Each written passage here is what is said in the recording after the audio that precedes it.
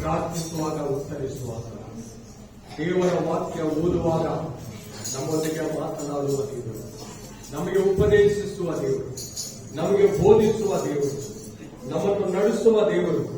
ದೇವರಿಗೆ ಒಪ್ಪಿಸಿಕೊಳ್ಳೋಣ. ಹಲ್ಲೆಲೂಯಾ.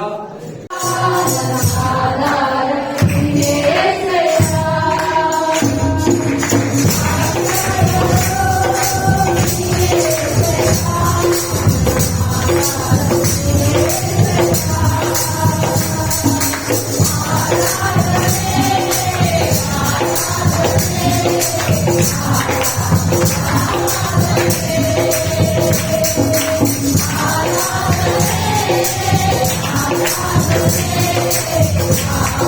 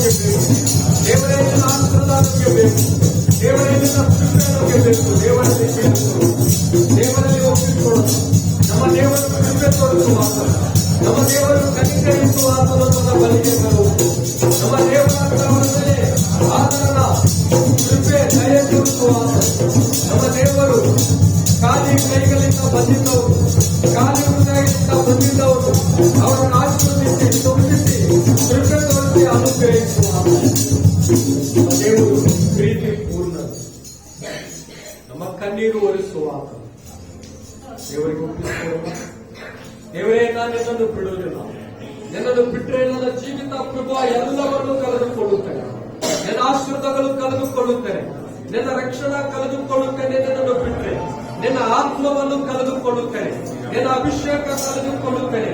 ನೀನು ನನ್ನ ಮೇಲೆ ಮುಂಬರುವಂತಹ ಆಶೀರ್ವಾದಗಳು ನಾನು ಕೃಪೆ ಕಳೆದುಕೊಳ್ಳುತ್ತೇನೆ.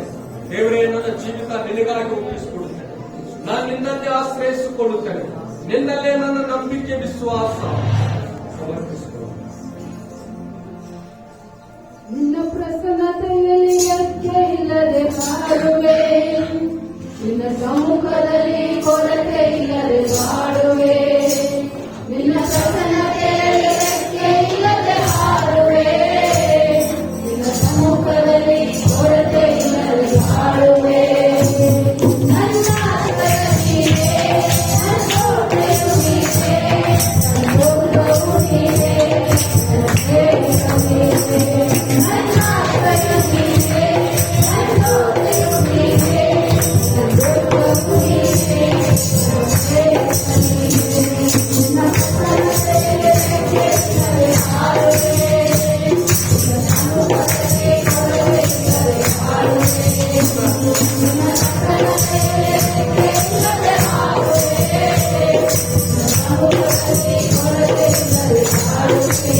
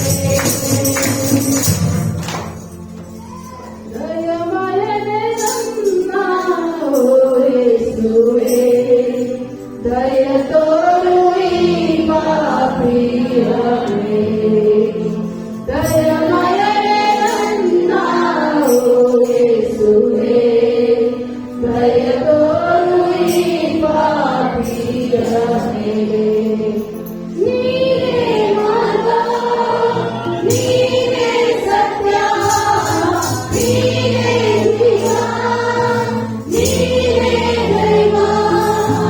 ದಯಮಯನೇ ನನ್ನ ಓ ಯೇಸುವೇ, ದಯ ತೋರುವೆ ಪಾಪಿಗಾಗಿ. ದಯಮಯನೇ ನನ್ನ ಓ ಯೇಸುವೇ, ದಯ ತೋರುವೆ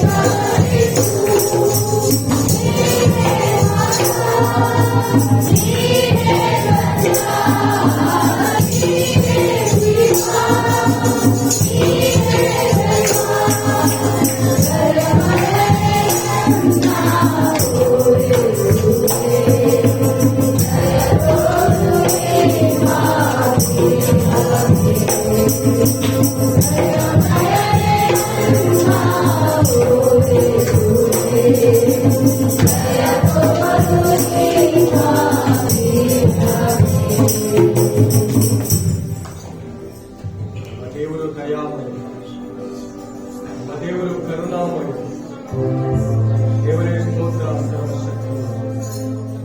ಪಾಪಿಯಾದಂತ ನನ್ನ ಮೇಲೆ ಕನಿಕರಿಸಿ, ದೇವರೇ ನಮ್ಮ ಮೇಲೆ ದಯ ತೋರಿಸಿ ಕನಿಕರಿಸಿ ಪಾಪದಿಂದ ಬಿಡಿಸಿದ, ಶಾಪಗಳಿಂದ ಬಿಡಿಸಿದ ದೇವರು, ರೋಗಗಳಿಂದ ಬಿಡಿಸಿ ನಮಗೋಸ್ಕರ ಒಳ್ಳೆ ಜೀವಿತ ಅನುಗ್ರಹಿಸಿದ ದೇವರು, ಒಳ್ಳೆ ಮಾರ್ಗ ತೋರಿಸಿದ ದೇವರು ದೇವರ ಮಾರ್ಗ. ಆತನು ಈ ಲೋಕಕ್ಕೆ ಬಂದು ನಮ್ಮನ್ನು ಅಪ್ಪಿಕೊಂಡಿದ್ದಾನೆ. ಓ ನನ್ನ ಮಗನೇ, ಚಿಂತಿಸಬೇಡ, ಭಯಪಡಬೇಡ, ನಾನು ನಿನ್ನೊಂದಿಗಿದ್ದೇನೆ, ನಾನು ನಿನ್ನ ಸಂಗಡ ಇದ್ದೇನೆ, ಬಾ ನನ್ನ ಬಳಿಗೆ, ನಾನು ನಿನ್ನನ್ನು ಆಶೀರ್ವದಿಸುತ್ತೇನೆ. ಎಲ್ಲರೂ ಕೂತ್ಕೊಂಡು ಹೆಚ್ಚಾಗಿ ದೇವರನ್ನು ಆರಾಧಿಸುತ್ತಾ, ದೇವರನ್ನು ಸ್ತುತಿಸಿ, ದೇವರನ್ನು ಕೊಂಡಾಡಿ ಮಹಿಮೆಪಡಿಸಿ ನಾವು ಗಣಪಡಿಸೋಣ. ಹಲ್ಲೆಲೂಯಾ. ಎಲ್ಲ ಮೊಬೈಲ್ಗಳು ಸ್ವಿಚ್ ಆಫ್ ಮಾಡಿ ಪೂರ್ಣ ಹೃದಯದಿಂದ ಪೂರ್ಣ ಮನಸ್ಸಿನಿಂದ ದೇವರನ್ನು ಕೊಂಡಾಡೋಣ. ದೇವರು ಆರಾಧನೆಗೆ ಯೋಗ್ಯನು, ದೇವರು ಸ್ತುತಿಗೆ ಯೋಗ್ಯನು, ಮಹಿಮೆಗೆ ಯೋಗ್ಯನು. ಪೂರ್ಣ ಹೃದಯದಿಂದ ಮನಸ್ಸಿನಿಂದ ನಾವು ಆರಾಧಿಸಿ ಕೊಂಡಾಡಿ ಗಣಪಡಿಸಿ ಮಹಿಮೆಪಡಿಸಿ. ಸಂತೋಷವಾಗಿದ್ದರ ಈ ವರ್ಷದ ಮೊದಲನೇ ದಿನ, ಮೊದಲನೇ ವಾರ ದೇವರು ಹೆಚ್ಚಾಗಿ ಸಂತೋಷಕರವಾಗಿ ದೇವರು ನಾವು ಕೊಂಡಾಡುತ್ತದೆ. ಅಪ್ಪ ಕರದಲ್ಲಿ ನಾನು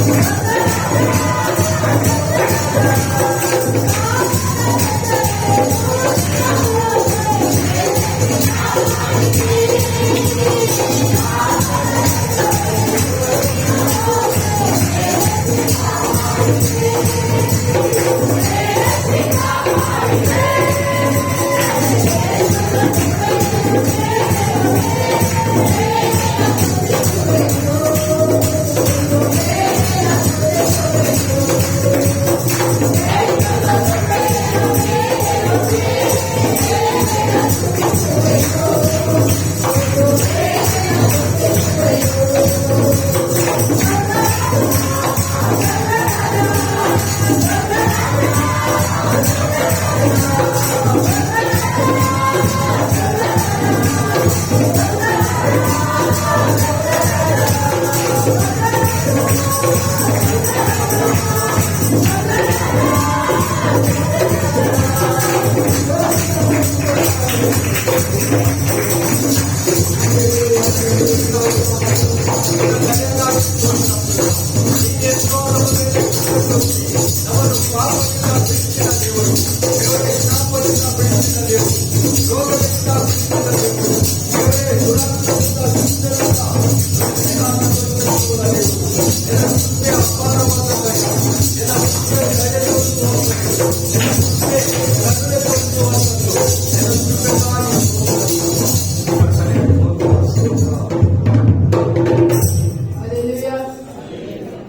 ದೇವರು ನಮ್ಮ ಪಾಪಗಳನ್ನು ಶಾಪಗಳನ್ನು ಕ್ಷಮಿಸಿರುವಂತಹ ದೇವರನ್ನು ನಮಗೆ ಸ್ವತಂತ್ರವನ್ನು ಕೊಟ್ಟಿರುವಂತಹ ದೇವರು. ಹಲ್ಲೆಲೂಯಾ. ಈ ಲೋಕದಲ್ಲಿ ನಾವು ಪಾಪದಲ್ಲಿ ಇದ್ದೇವೆ, ಅಂಧಕಾರದಲ್ಲಿ ನಮಗೆ ಬಿಡುಗಡೆ ಕೊಟ್ಟಿರುವಂತಹ ದೇವರಾಗಿದ್ದಾರೆ. ಹಲ್ಲೆಲೂಯಾ. ನಮಗೆ ಸ್ವತಂತ್ರವನ್ನು ಕೊಟ್ಟಿರುವಂತಹ ದೇವರು. ಹಲ್ಲೆಲೂಯಾ. ದೇವರು ನಾವು ಹೆಚ್ಚಾಗಿ ಕೊಂಡಾಡುತ್ತೇವೆ. ನಿತ್ಯ ಜೀವ ಕೊಡುವವರೇ, ನಿತ್ಯವಾಗಿ ಕಾಯುವವರೇ, ನಿತ್ಯ ಜೀವ ಕೊಡುವವರೇ, ನಿತ್ಯವಾಗಿ ಕಾಯುವವರೇ,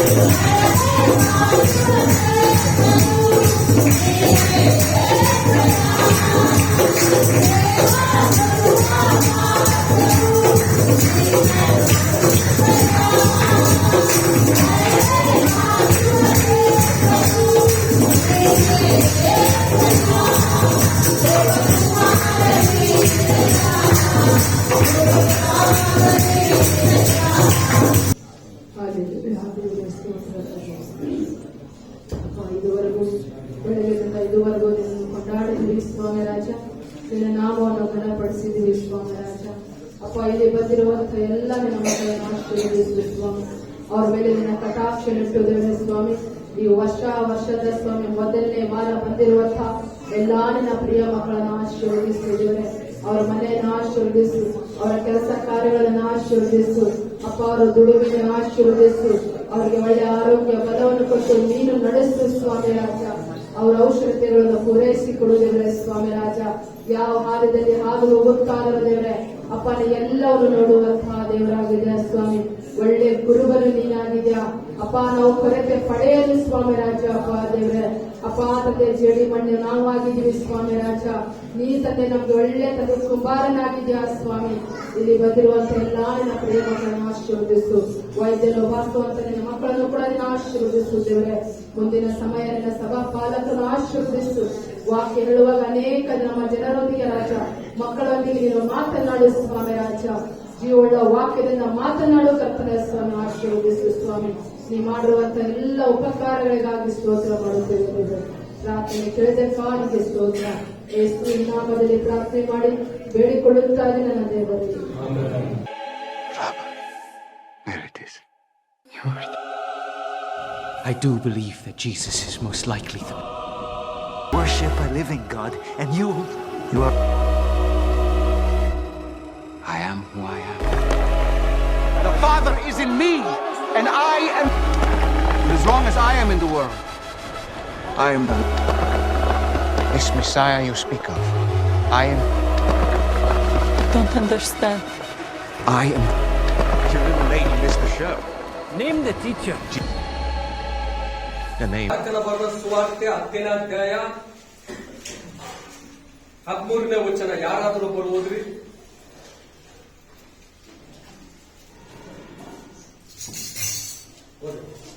ಬಳಿಕ ಕೆಲವರು ತಮ್ಮ ಚಿಕ್ಕ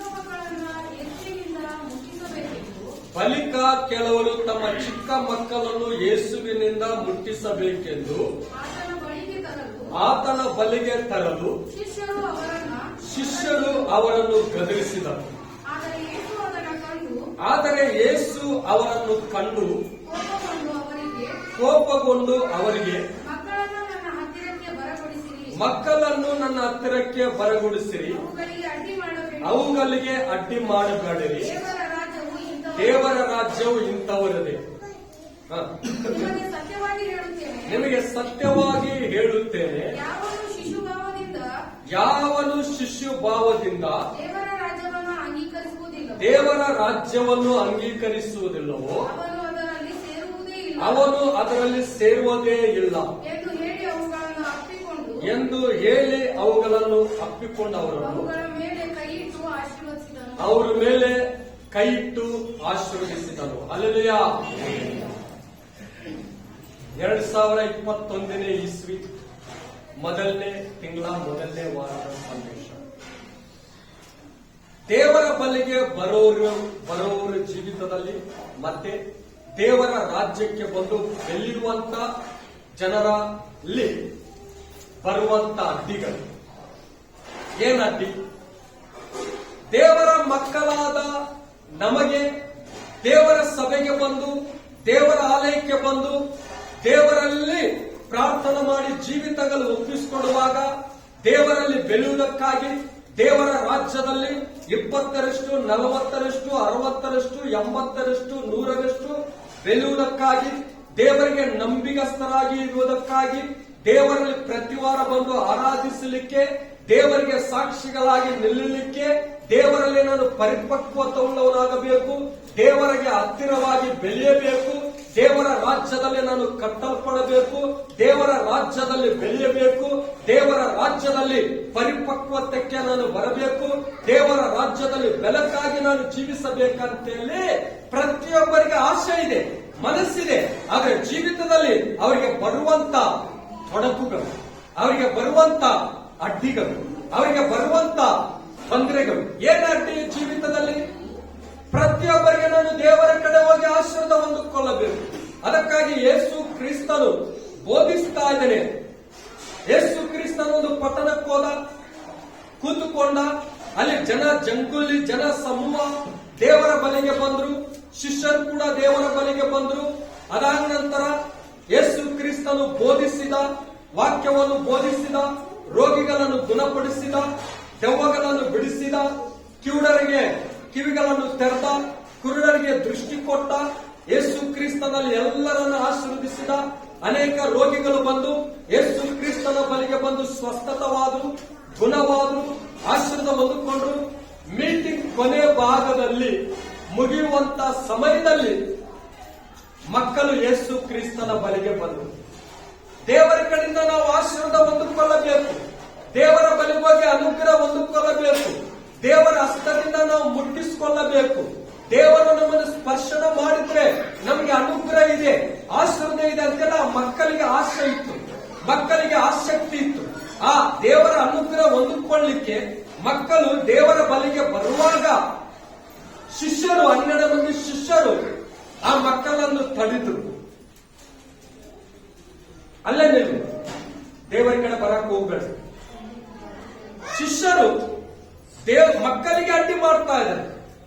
ಅವಾಗ ಯೇಸು ಕ್ರಿಸ್ತ ನೋಡಿ ಶಿಷ್ಯರನ್ನು ಗದರಿಸಿದ, ಶಿಷ್ಯರೇ ಸುಮ್ಮನೆ ಮಕ್ಕಳನ್ನು ನನ್ನ ಬಳಿಗೆ ಬರಲಿ, ದೇವರ ರಾಜ್ಯವು ಇಂಥವ್ರದೇ.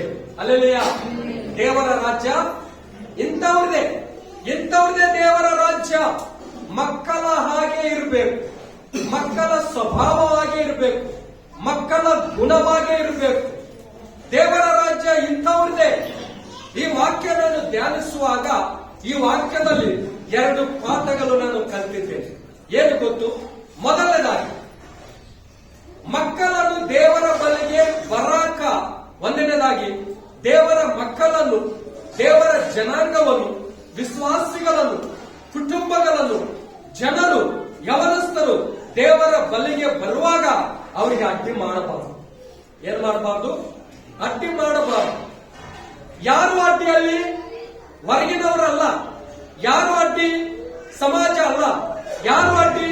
ಸೈತಾನನಲ್ಲ, ಶಿಷ್ಯರೇ ಅಡ್ಡಿ. ದೇವರನ್ನು ನಂಬಿರುವಂತಹ ಶಿಷ್ಯರೇ, ದೇವರನ್ನು ಹಿಂಬಾಲಿಸುವಂತಹ ಶಿಷ್ಯರೇ, ದೇವರ ಬೋಧನೆ ಕೇಳಿರುವಂತಹ ಶಿಷ್ಯರೇ, ದೇವರ ವಾಕ್ಯವನ್ನು ಕೇಳುವಂತಹ ಶಿಷ್ಯರೇ ಅಡ್ಡಿ. ದೇವರ ಬಲಿಗೆ ಬರಲಿಕ್ಕೆ ದೇವರು ಎಲ್ಲರನ್ನೂ ಆಹ್ವಾನಿಸಿದ, ಆಮಂತ್ರಣ ಕೊಟ್ಟ. ಬನ್ನಿರಿ ನನ್ನ ಬಲಿಗೆ, ಹೊರಬಂದವರೇ, ಎಲೆ ಕಷ್ಟಪಡವರೇ, ದುಃಖದಲ್ಲಿರುವ ಜನರೇ, ಕಣ್ಣೀರಿನಲ್ಲಿರುವ ಜನರೇ, ರೋಗಿಗಳೇ, ಪಾಪದಲ್ಲಿ ದುಷ್ಟದಲ್ಲಿ ಜೀವಿಸುವಂತ ಜನರೇ, ನನ್ನ ಬಲಿಗೆ ಬಂದು ಆಶೀರ್ವಾದ ಹೊಂದಿಕೊಳ್ಳಿರಿ, ನನ್ನ ಬಲಿಗೆ ಬಂದು ರಕ್ಷಣೆ ಹೊಂದಿಕೊಳ್ಳಿರಿ, ನನ್ನ ಬಲಿಗೆ ಬಂದು ಬಿಡುಗಡೆ ಹೊಂದಿಕೊಳ್ಳಿರಿ, ನನ್ನ ಬಲಿಗೆ ಬಂದು ನನ್ನನ್ನು ಆರಾಧಿಸ್ರಿ. ನಾನು ಆರಾಧನೆಗೆ ಯೋಗ್ಯನು, ದೇವರು ಆರಾಧನೆಗೆ ಯೋಗ್ಯನು. ದೇವರ ಬಲಿಗೆ ಬರಾಕ, ದೇವರಲ್ಲಿ ಆಲಯದಲ್ಲಿ ಆರಾಧನೆ ಮಾಡಲಿಕ್ಕೆ, ದೇವರ ವಾಕ್ಯವನ್ನು ಓದಲಿಕ್ಕೆ, ದೇವರಲ್ಲಿ ಪ್ರಾರ್ಥಿಸಲಿಕ್ಕೆ, ದೇವರ ಬಲಿಗೆ ಬಂದು ಸ್ವಸ್ಥತವಾಗಲಿಕ್ಕೆ, ದೇವರ ಆಶೀರ್ವಾದ ಹೊಂದಿಕೊಳ್ಳಲಿಕ್ಕೆ ಯಾರಡ್ಡಿ? ಜನರಡ್ಡಿ. ಪ್ರಾರ್ಥನೆಗೆ ಹೋಗುವವ್ರನ್ನ ಅಡ್ಡಿ ಮಾಡಬೇಡ್ರಿ, ಚರ್ಚಿಗೆ ಹೋಗುವವರು ಅಡ್ಡಿ ಮಾಡಬೇಡ್ರಿ, ಪ್ರಾರ್ಥನೆ ಮಾಡೋರಿಗೆ ಅಡ್ಡಿ ಮಾಡಬೇಡ್ರಿ, ಭಾನುವಾರ ಆರಾಧನೆಗೆ ಹೋಗೋರಿಗೆ ಅಡ್ಡಿ ಮಾಡಬೇಡ್ರಿ, ಸೇವೆ ಮಾಡೋರಿಗೆ ಅಡ್ಡಿ ಮಾಡಬೇಡ್ರಿ, ದೇವರ ಬಲಿಗೆ ಬಂದು ಬೆಲೆಯವರಿಗೆ ಅಡ್ಡಿ ಮಾಡಬೇಡ್ರಿ, ಉಪವಾಸ ಇರೋರಿಗೆ ಅಡ್ಡಿ ಮಾಡಬೇಡ್ರಿ. ದೇವರ ಬಲಿಗೆ ಅನೇಕ ಜನರು ಬಂದು ಸ್ವಸ್ಥತೆ ಹೊಂದಿಕೊಂಡಿದ್ದಾರೆ. ಪಾರ್ಶ್ವವಾಯು ರೋಗಿಗಳು ದೇವರ ಬಲಿಗೆ ಬಂದ್ರು, ಪಾರ್ಶ್ವವಾಯು ರೋಗಿಗಳಿಂದ ಸ್ವಸ್ಥತೆ ಹೊಂದಿಕೊಂಡ್ರು. ಕುರುಡರು ದೇವರ ಬಲಿಗೆ ಬಂದ್ರು, ಕುರುಡತನ ಸ್ವಸ್ಥತೆ ಹೊಂದಿಕೊಂಡು ದೃಷ್ಟಿ ಹೊಂದಿಕೊಂಡ್ರು. ದೇವರ ಬಲಿಗೆ ಬಂದು ಮಾನಸಿಕ ರೋಗಿಗಳು, ಮಾನಸಿಕ ಚಿಂತಕ್ಕೆ ಒತ್ತಡಕ್ಕೆ ಒಳಗಾಗಿರುವ ಜನರು ದೇವರ ಬಲಿಗೆ ಬಂದು ಗುಣವಾದರು, ಸಮಾಧಾನ ಹೊಂದಿಕೊಂಡ್ರು, ಶಾಂತಿ ಹೊಂದಿಕೊಂಡ್ರು. ದೇವರ ಬಲಿಗೆ ಬಂದು ಜನರು ದೇವರ ಕೃಪೆ ಹೊಂದಿಕೊಂಡ್ರು. ಎಷ್ಟೋ ಜನರು ಮೂರ್ಛವಾದ ರೋಗದಿಂದ ಪೀಡಿಸಲ್ಪಟ್ಟ ಜನರು ದೇವರ ಬಲಿಗೆ ಬಂದು ಸ್ವಸ್ಥತವಾದರು. ಪಾರ್ಶ್ವವಾಯು ರೋಗಿಗಳು ದೇವರ ಬಲಿಗೆ ಹೊಂದಿಕೊಂಡು ಬಂದಾಗ ಗುಣವಾದರು. ದೇವರ ಆಶೀರ್ವಾದ ಕೊಡಲಿಕ್ಕೆ, ದೇವರ ಆಶೀರ್ವಾದ ಅನುಗ್ರಹಿಸಲಿಕ್ಕೆ ದೇವರು ಸಿದ್ಧವಾಗಿದ್ದಾನೆ. ಆಶೀರ್ವಾದ ದೇವರ ಬಲಿಗೆ ಬಂದು ಹೊಂದಿಕೊಳ್ಳಲಿಕ್ಕೆ ಜನರ ಅಡ್ಡಿ. ಹೆಂಡತಿ ಚರ್ಚಿಗೆ ಬರುವಾಗ ಗಂಡನ ಅಡ್ಡಿ. ಚರ್ಚಿಗೆ ಹೋಗಕ್ಕ ಅನುಮತಿ ಕೊಡೋದಿಲ್ಲ ಗಂಡ, ಚರ್ಚಿಗೆ ಹೋಗಕ್ ಬೇಡ, ಕೂಡು ಮನೆಗ. ಗಂಡ ಚರ್ಚಿಗೆ ಬರುವಾಗ ಹೆಂಡತಿ ಅಡ್ಡಿ. ಇವತ್ತೇನು ಹೋಗ್ತೀವಿ ಬಿಡ, ಮುಂದಿನ ವಾರ ಹೋಗುತ್ತೋ, ಏಕಾಗದಾಗಿತ್ತು ಹೋಗಿ, ಏನ್ ಕೆಲಸ ಆಯ್ತು. ಹೆಂಡತಿ ಅಡ್ಡಿ. ಗಂಡ ಹೆಂಡತಿ ಚರ್ಚಿಗೆ ಬರುವಾಗ ಮಕ್ಕಳ ಅಡ್ಡಿ. ಮಕ್ಕಳು ಬರುವುದಿಲ್ಲ, ಮಕ್ಕಳು ಲೋಕಕ್ಕೆ ಹೋಗ್ತಾರೆ. ಲೋಕದ ಕಾರ್ಯಗಳು, ಲೋಕದ ಸಿನಿಮಾ ಟಾಕೀಸ್ಗಳು, ಬೀರಂಗಡಿಗಳು, ಬ್ರಾಂತಿ ಅಂಗಡಿಗಳಿಗೆ ಹೋಗ್ತಾರೆ. ಮಕ್ಕಳಿಗೋಸ್ಕರ ಎಷ್ಟೋ ತಂದೆ ತಾಯಿ ಕಣ್ಣೀರು ಸುರಿಸ್ತಾರೆ, ದೇವರಲ್ಲಿ ಬೇಡಿಕೊಳ್ಳುತ್ತಾರೆ. ದೇವರ ಆಶೀರ್ವಾದ ಹೊಂದಿಕೊಳ್ಳಲಿ, ದೇವರ ಅನುಗ್ರಹ ಹೊಂದಿಕೊಳ್ಳಲಿ. ಮಕ್ಕಳು ಲೋಕಕ್ಕೆ ಹೋಗ್ತಾರೆ. ಕುಟುಂಬವೆಲ್ಲ ಚೆನ್ನಾಗಿ ಚರ್ಚಿಗೆ ಬರುವಾಗ ಸಮಾಜದ ಸಮಾಜಕ್ಕೆ ಕೆಲವರು ಅಂಜುತ್ತಾರೆ, ಅಯ್ಯೋ ನಮ್ಮ ಸಮಾಜ ನೋಡಿದ್ರೆ ಏನಂತಾರೋ ಏನೋ. ದೇವರಿಗೆ ಭಯಪಡೋದಿಲ್ಲ. ದೇವರ ಅದ್ಭುತಗಳು ಬೇಕು ಇವರಿಗೆ, ದೇವರ ಆಶೀರ್ವಾದ ಬೇಕು ಇವರಿಗೆ, ದೇವರ ರಕ್ಷಣೆ ಬೇಕು ಇವರಿಗೆ, ದೇವರ ಪ್ರಮಾಣಗಳು ಬೇಕು ಇವರಿಗೆ, ದೇವರ ಇವ್ರ ಕೆಲಸದಲ್ಲಿ, ವ್ಯಾಪಾರದಲ್ಲಿ, ಕುಟುಂಬದಲ್ಲಿ ಅಭಿವೃದ್ಧಿ ಬೇಕು. ಆದ್ರೆ ದೇವರ ಬಲಿಗೆ ಬರಕ ಸಮಾಜದ ಭಯ. ಆ ಭಯ ದೇವರಿಗೆ ಭಯಪಡ್ರಿ, ಸಮಾಜಕ್ಕಲ್ಲ. ಸಮಾಜ ಕಷ್ಟದಲ್ಲಿರುವಾಗ ಸಹಾಯ ಮಾಡುವುದಿಲ್ಲ, ಉಪವಾಸದಲ್ಲಿ ಬಿದ್ದಾಗ ಸಹಾಯ ಮಾಡುವುದಿಲ್ಲ, ಬಿದ್ದಾಗ ಎಬ್ಬಿಸೋದಿಲ್ಲ. ಸಮಾಜದ ಅಡ್ಡಿ. ಇನ್ನು ಕೆಲವು ದೇವರ ಆಲಯಕ್ಕೆ ಬರಲಿಕ್ಕೆ ಆಸಕ್ತಿ ಇರ್ತಾರೆ, ಲೋಕದ ಅಡ್ಡಿ.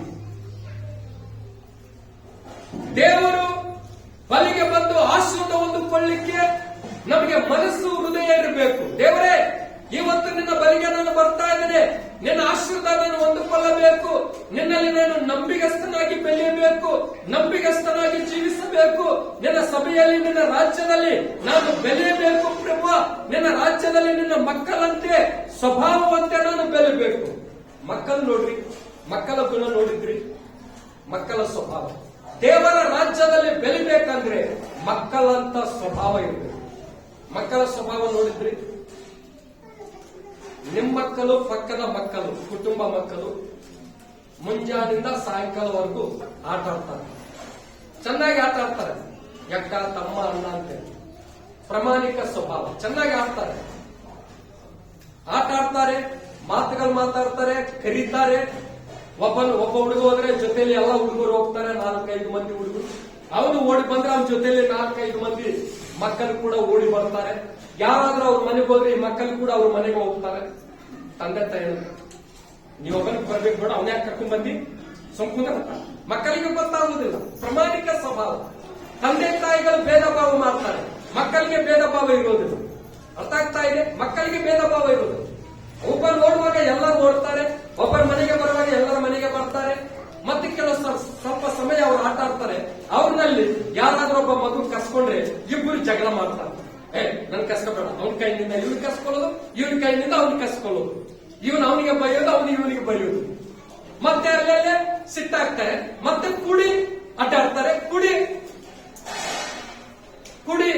ಆಟ ಆಡ್ತಾರೆ, ಕುಡಿ ಮಾತಾಡ್ತಾರೆ, ಮತ್ತೆ ಕುಡಿ ಜೊತೆಯಾಗಿ ಓಡ್ತಾರೆ, ಕುಡಿ ಮತ್ತೆ ತಿರುಗಿ ಜೊತೆಯಾಗಿ ಬರ್ತಾರೆ. ಮಕ್ಕಳಿಗೆ ಯಾವ ಕಪಟ ಇರೋದಿಲ್ಲ, ಮಕ್ಕಳಲ್ಲಿ ದ್ವೇಷ ಇರೋದಿಲ್ಲ, ಮಕ್ಕಳಲ್ಲಿ ಕೋಪ ಇರೋದಿಲ್ಲ, ಮುಯಿಗೆ ಮುಯಿ ತಿಳಿಸುವಂತ ದ್ವೇಷ ಇಟ್ಕೊಳ್ಳೋದಿಲ್ಲ. ಮಕ್ಕಳು ತಾವೇ ಜಗಳ ಆಡ್ತಾರೆ, ತಾವೇ ಮಾತಾಡ್ತಾರೆ, ತಾವೇ ಆಟ ಆಡ್ತಾರೆ, ತಾವೇ ಮನೆಗಳಿಗೆ ಹೋಗ್ತಾರೆ, ತಾವೇ ಕರೀತಾರೆ, ಮತ್ತೆ ತಾವೇ ಐಕ್ಯತವಾಗಿರ್ತಾರೆ, ಮತ್ತೆ ತಾವೇ ಟೈಮ್ಗೆ ಹಸುವಾಗಿದ್ದಾಗ ಮನೆಗಳಿಗೆ ಹೋಗಿ ಊಟ ಮಾಡ್ತಾರೆ. ಮಕ್ಕಳಂತ ಸ್ವಭಾವ, ಮಕ್ಕಳಂತ ಗುಣ, ಮಕ್ಕಳಂತ ಪ್ರವರ್ತನೆ, ಮಕ್ಕಳಂತ ಕ್ರಿಯಾ, ಮಕ್ಕಳಂತ ಪ್ರೀತಿ, ಮಕ್ಕಳಂತ ಒಳ್ಳೆ ಆಲೋಚನಾ. ಅದಕ್ಕಾಗಿ ಯೇಸು ಕ್ರಿಸ್ತನ್ ಹೇಳ್ತಾನೆ, ನನ್ನ ರಾಜ್ಯದಲ್ಲಿ ಬೆಳಿಬೇಕಾದರೆ ಮಕ್ಕಳಂತ ಸ್ವಭಾವವುಳ್ಳವರಾಗಿ ಬೆಳಿಬೇಕು. ದೇವರ ರಾಜ್ಯ ಅಂದ್ರೆ ಏನು? ದೇವರ ರಾಜ್ಯ ಇದೇ ದೇವರ ರಾಜ್ಯ, ಸಭೆನೇ ದೇವರ ಸಭೆನೇ ದೇವರ ರಾಜ್ಯ. ಇಲ್ಲಿ ಬೆಳೆಯುವುದಕ್ಕಾಗಿ ನೀನು ಬಾ ದೇವರ ಕಡೆಗೆ. ದೇವರೇ, ಇಷ್ಟು ವರ್ಷಗಳು ಲೋಕದಲ್ಲಿ ನಾನು ಜೀವಿಸಿದ್ದೇನೆ, ಲೋಕದಲ್ಲಿ ನಾನು ಪ್ರವರ್ತಿಸಿದ್ದೇನೆ, ಪಾಪದ ಸಹವಾಸದಲ್ಲಿ ಜೀವನ ಮಾಡಿದ್ದೇನೆ, ಕುಡುಕರ ಸಹವಾಸದಲ್ಲಿ ಕುಡುಕನಾಗಿದ್ದೇನೆ, ವ್ಯಭಿಚಾರ ಜನರ ಮಧ್ಯದಲ್ಲಿ ವ್ಯಭಿಚಾರಿಯಾಗಿದ್ದೇನೆ, ನನ್ನ ಕುಟುಂಬ ಕಲ್ಕೊಂಡಿದ್ದೇನೆ, ಹೆಂಡತಿ ಮಕ್ಕಳನ್ನು ಕಲ್ಕೊಂಡಿದ್ದೇನೆ, ನನ್ನ ಆಶೀರ್ವಾದಗಳು ಕಲ್ಕೊಂಡಿದ್ದೇನೆ, ದೇವರ ಆಶೀರ್ವಾದಗಳು. ಇನ್ನು ಮುಂದೆ ಸಾಕು ದೇವರೇ. ಹೊಸ ವರ್ಷದಲ್ಲಿ ಪ್ರಭುವ 2026ನೇ ಇಸ್ವಿ ಮೊದಲನೇ ತಿಂಗಳ ಮೊದಲನೇ ವಾರದಲ್ಲಿ ನಿನ್ನ ರಾಜ್ಯದಲ್ಲಿ ನಾನು ಬೆಳಿಬೇಕು, ನಿನ್ನ ರಾಜ್ಯದಲ್ಲಿ ನಾನು ಕಟ್ಟಲ್ಪಡಬೇಕು, ನಿನ್ನ ರಾಜ್ಯದಲ್ಲಿ ಪ್ರಭು ನಾನು ಸ್ಥಾಪಿಸಲ್ಪಡಬೇಕು.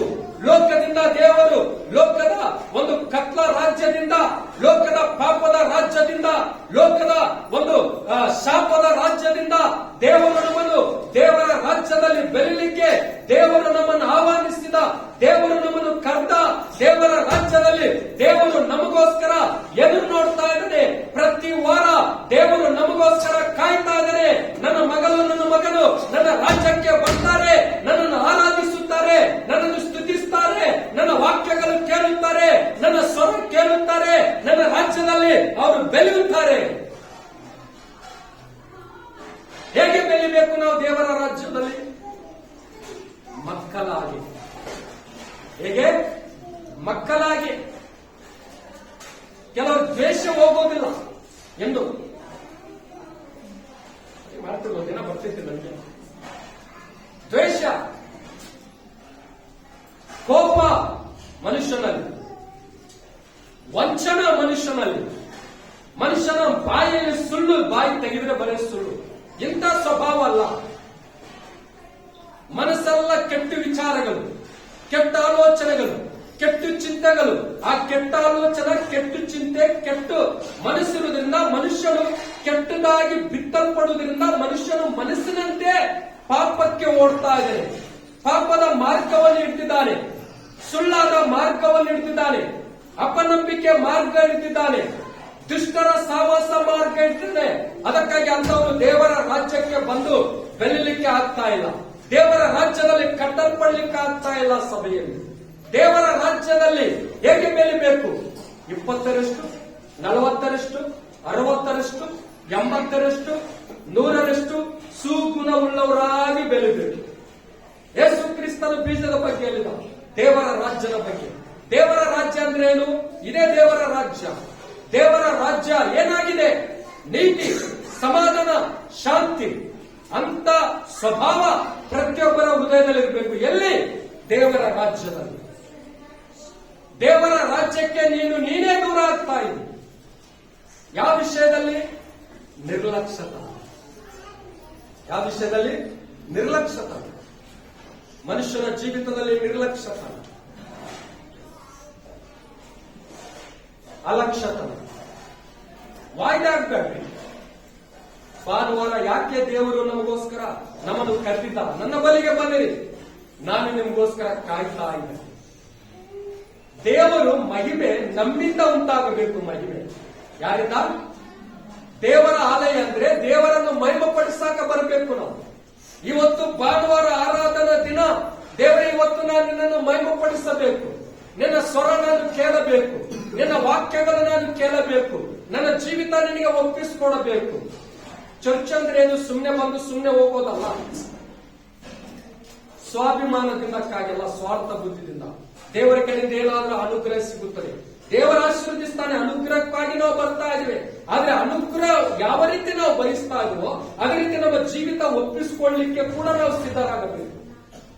ದೇವರನ್ನು ಆರಾಧಿಸುವಾಗ ದೇವರ ರಾಜ್ಯದಲ್ಲಿ